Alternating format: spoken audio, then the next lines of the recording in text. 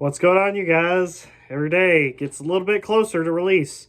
I've been following the Leaks channel pretty closely, both the Discord and the Reddit.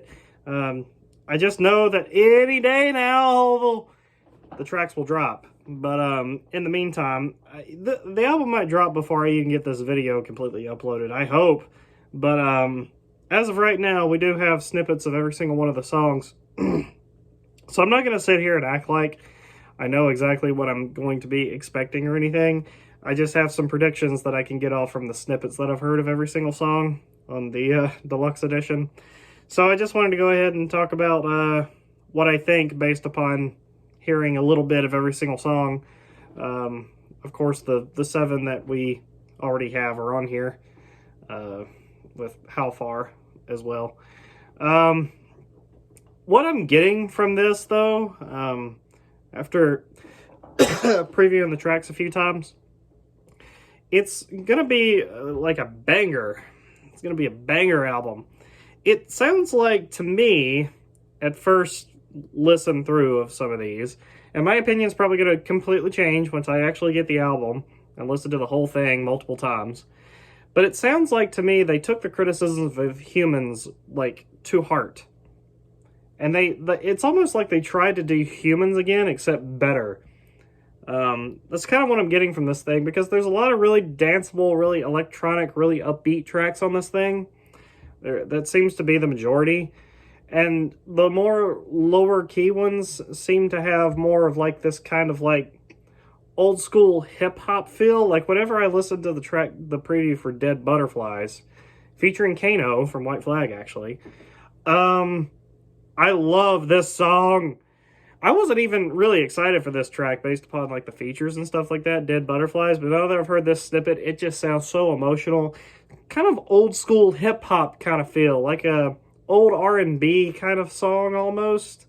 I don't want to say Usher per se, but it is kind of Usher-y whenever I hear that preview. It kind of reminds me of like the hip hop of like the early 2000s or something like that. I really like the sound of it. And yeah, Dead Butterflies. That song took me off guard when I heard the snippet of that. I thought that was really good. Chalk Tablet Towers featuring St. Vincent. Didn't really hear much of her whenever I listened to this snippet or whatever, but I really liked what I hear. That sounds like it's going to be a straight up banger. The Lost Chord, also really emotional sounding track. I really like Lee John's backing vocals on there with Damon's auto-tune vocals on top of it. Just sounds really, really cool. And of course, coming off of the demo that we heard for The Valley of the Pagans featuring Beck, you can obviously tell that was an old demo because this version sounds so much better. There's so much more going on in the finished cut of Valley of the Pagans now that I'm really excited to get the music video for that soon, because yeah, it's already one of my favorite Gorilla songs of all time, even just in demo form. So I gotta say, they did a really good job, I think, also of understanding what to actually put on the standard version of the album versus the deluxe tracks, because some of these deluxe tracks, I gotta say, I'm pretty fucking disappointed. Some of these seem a little meandering to me, even in the snippet, which isn't a good sign. Opium sounds pretty cool. It almost sounds like an instrumental track almost, but it features Earth Gang. I'm sure there's going to be some vocals in here somewhere, but the snippet that I heard anyway, it was just a straight up instrumental, but it did sound really cool. I really got no problem with that track so far. The track Simplicity featuring Jonas Policewoman. I can totally tell, you know, when I reviewed the Super Deluxe Humans tracks, I talked about the song 5 Whales in a Dream. That demo, 5 Whales in a Dream, almost sounds like it was the bassist for this Simplicity song. I can hear a lot of similarities between that and this track, and it wouldn't surprise me if it actually was used for this, because it just has the same kind of feel, and like the backing vocals in 5 Whales in a Dream almost sound exactly the same to the backing vocals that are in this this Simplicity track featuring Jonas Policewoman. I'm looking forward to seeing her because I didn't hear her come in on this track anywhere, but It just seems kind of like it kind of stays on the same key constantly, and Damon's just like almost like like I don't understand. Like I can't really make out what he's saying that well. His vocals are getting a little buried in the mix, and it's just kind of getting kind of old. The track "Severed Head," the one with Unknown Mortal Orchestra. Same kind of thing. It felt like it was the same old beat over and over again. There was some rapping vocals that came over the top of it that I didn't hear before. That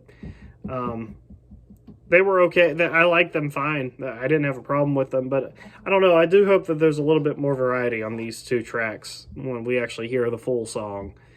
With Love to an Ex. Oh, God Almighty! I can't get into Moonchild Sanley's vocals. Oh my god. I don't like them that much. It just reminds me of like the Cardi B fucking shit that's on the radio right now when I hear this track. It just annoys the hell out of the lyrics too. Like something about sliding up in her DMs and shit. Like what the fuck is this? Musically, there was some interesting things going on in the track, but I just really didn't like Moonchild Sanley's vocals in this at all. It just didn't. It's not what I'm looking for. in this project. I don't know. I can't, like I said, I'm not gonna like straight up be like, no, never, not even gonna listen to the full version. I'm not saying that. I'm just saying like first impressions just weren't too great for me on this. MLS sounds like a straight up like rap song again, which I did kind of like so far. It had a really cool like backing beat to it. Musically, it sounded really interesting. So, I don't know. I'm just going to have to see. And then how far ends out the album. And you guys know how I feel about that one. I'm still not crazy about this track. I feel like it's a little bit too repetitive. And I don't know. I'm happy to get the deluxe edition. But I'm even more happy to see that even the band themselves realized what were the best songs to go on the standard edition of the album. Because I literally do not have a single problem with every unreleased song from the standard version of the album, you know, before Momentary Bliss ends out the record on track 11. I literally have no issues with the sounds of any of these unreleased tracks. So, yeah, I don't know. Some of these are going to be growers, especially in the deluxe tracks category. But it feels like Humans to me, except just done better. It feels like the features are more smartly realized. It seems like Damon realized that people really want his vocals on every single track, so he's obviously doing that. And I don't know. I just it feels like a better version of Humans with a little bit more real instrumentation in it and stuff like that. And I don't know. I'm still super excited to get the full album, get the full collection. And also the Argentinian radio station talked a little bit about how Damon's going to come back and start season 2 of Song Machine in February of next year, which I don't know if that means they're going to start recording more tracks. I do know that there are some tracks that are already recorded that didn't make the cut for Song Machine Season 1, so I'm sure a few of those tracks are going to be used for Season 2.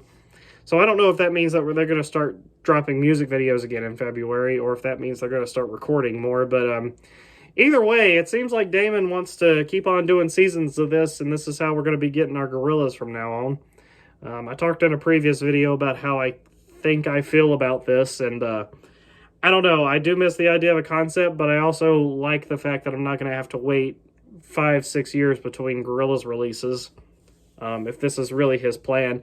I also feel like it's just kind of a money-making operation for Damon and company. It seems like people finally understand that I don't know, Gorillaz were just able to break the mold in the way that Blur were never able to, and I don't know, people love them here in America just as much as they do overseas, and that never really happened with Blur. And I don't know, just the way that they're marketing things now, I'm sure they're making a ton of money off of this, and they want to keep that going. And I want to hear more Gorillaz music, so it's a win for everybody. So just keep doing what you're doing, and yeah, tell me your thoughts below. Gonna be unboxing the album really soon. Not sure what's going on with the Almanac. I heard some rumors that the Almanac from Gorillaz might be delayed, so not sure what's going on there. Hopefully not. I didn't get it from the store. I got it from the Z Comics website or whatever, the company that's making it, so maybe mine won't get delayed. I don't know for sure, but we will be back really soon, you guys. I'm sure the album's going to leak any day now. So I will see you guys really soon. Mr. Money 1 2 3 5 out.